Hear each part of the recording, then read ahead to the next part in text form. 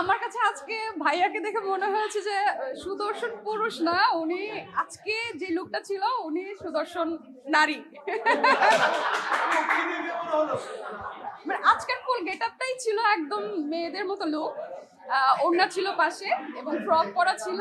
তো আমার কাছে মনে হয় যে আপনারা এখন থেকে সুদর্শন পুরুষ না বলে ওনাকে অবশ্যই সুদর্শন নারী বলবেন, সুদর্শন সুন্দরী বলবেন।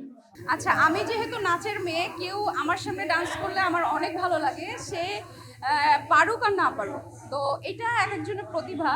আর অ্যাডব ভাইয়াকে আমি অনেক পছন্দ করি। উনি বেস্ট একজন ফ্যাশন ডিজাইনার আমি বলবো। ওনার ফ্যাশন সেন্স অনেক ভালো এবং আজকে আমার কাছে খুবই ভালো লেগেছে ওনার আউটলুকিং। উনি যে আজকে ড্রেস করেছেন এবং যেই সেটার সাথে যে অর্নামেন্টস পরেছে আমার কাছে খুব ভালো লেগেছে। এবং সব থেকে বড় কথা, উনি যখন এক্সপ্রেশন দিচ্ছিল, স্যাড গানেও যে এত সুন্দর করে এক্সপ্রেশন দেওয়া যায়, এটাই আমি খুব এনজয় করছিলাম।